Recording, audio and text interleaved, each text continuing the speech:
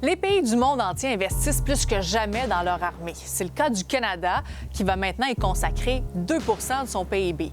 Mais il existe des nations qui ont fait un tout autre choix. Pas de soldats, pas de tanks blindés, pas de missiles, et pourtant, elles tiennent bon. C'est le cas du Costa Rica. C'est un petit pays qui a décidé de miser sur autre chose que la guerre. Bienvenue à Monde sous tension.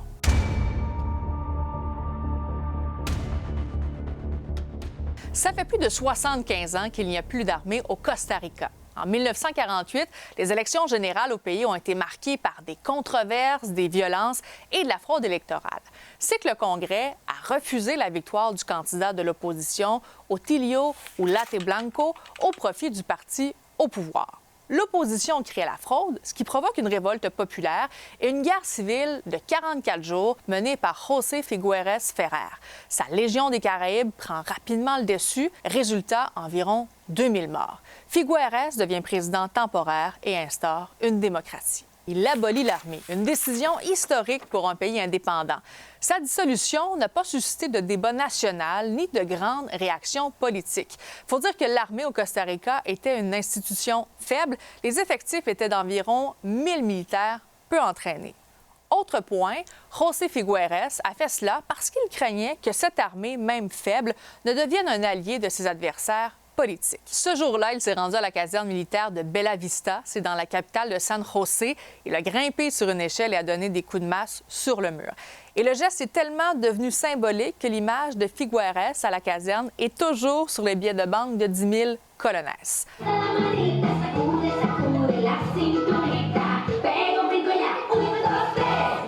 L'argent qui servait à financer l'armée a été redirigé vers l'éducation et la santé et ça semble porter ses fruits. Parce que, par exemple, l'espérance de vie à la naissance au Costa Rica est de 77,7 ans. Ce chiffre est supérieur à l'espérance de vie moyenne à la naissance de la population mondiale.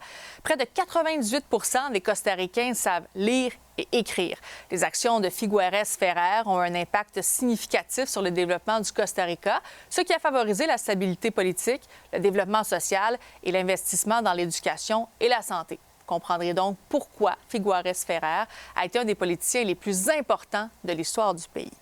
Mais quand même, on peut se questionner. Comment un pays peut survivre sans armée? C'est une très bonne question et je vais citer l'ancien président costaricain Oscar Arias Sanchez qui a reçu le prix Nobel de la paix en 1987.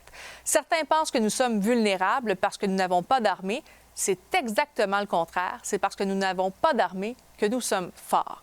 Donc, oui, le Costa Rica n'a pas d'armée pour se défendre, mais ça démontre que le pays n'a aucune volonté d'envahir ou de déclarer la guerre à ses voisins. Mais c'est quand même un pari risqué, le Costa Rica qui pouvait craindre un conflit avec le Nicaragua gouverné par la dictature de Somoza.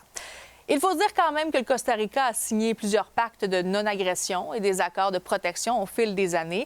L'abolition de l'armée ne signifie pas que le Costa Rica ne dispose pas d'une force armée. Il existe un corps de police, bien plus nombreux que l'ancienne armée, avec plus de 5000 hommes qui luttent contre le commerce de drogue ou la contrebande de médicaments. Costa Rica and the United States stand together, foursquare in our commitment to democracy in this hemisphere. Et là, ce qu'on vient de voir, ça se passait en 1986, alors que le président des États-Unis de l'époque, Ronald Reagan, recevait le président du Costa Rica à la Maison-Blanche. En cas de conflit, par exemple, le pays d'Amérique centrale pourrait recevoir du soutien des États-Unis. Cooperation, friendship, and respect have been hallmarks of the U.S.-Costa Rican relationship for many years. Our discussions today reaffirmed that our relations will continue on a high note. Le Costa Rica n'est pas un cas unique. Il existe près d'une trentaine de pays dans le monde qui n'ont pas d'armée. L'Islande n'a pas d'armée permanente, par exemple, depuis 1869. Le pays nordique fait par contre partie de l'OTAN, ce qui veut donc dire que le pays bénéficie d'accords de défense, notamment avec les États-Unis et d'autres pays de l'Organisation du traité de l'Atlantique Nord. Fait inusité, l'Islande possède l'escouade policière la plus modeste d'Europe par rapport à la population du pays. Le pays compte seulement 600 policiers et ces derniers ne sont pas armés dans l'exercice de leurs fonctions, sauf pour certains tireurs d'élite. L'Islande est d'ailleurs au top du palmarès du Global Peace Index, un indice qui classe les pays du monde selon leur niveau de paix. Et en passant, le Canada arrive en 14e position de ce palmarès et les États-Unis 128e sur 163. Autre pays qui n'a pas d'armée, le Panama, et ce depuis les années 90. Le pays d'Amérique centrale possède tout de même une police nationale et un service national des frontières, entre autres. Le Liechtenstein, un pays situé entre l'Autriche et la Suisse, n'a pas d'armée depuis 1868. C'est que la principauté a décidé de supprimer l'armée parce que ça coûtait tout simplement trop cher. Depuis, le pays européen est protégé par la Suisse. Mais il y a quand même une unité spécialisée pour maintenir la sécurité à l'intérieur du territoire. Contrairement à tout ce qu'on vient de voir, il y a des pays qui dépensent des milliards dans leur armée. Les États-Unis sont le pays qui dépense le plus dans son armée, suivi de la Chine et de la Russie. Ces trois pays représentent à eux seuls une part importante des dépenses militaires mondiales. En 2024, les États-Unis ont consacré 968 milliards de dollars de dépenses, ce qui représente plus du tiers des dépenses mondiales. La Chine se classe au deuxième rang avec environ 296 milliards de dollars alloués à la défense en 2024. Et en 2024, la Russie a dépensé environ 146 milliards de dollars pour son armée.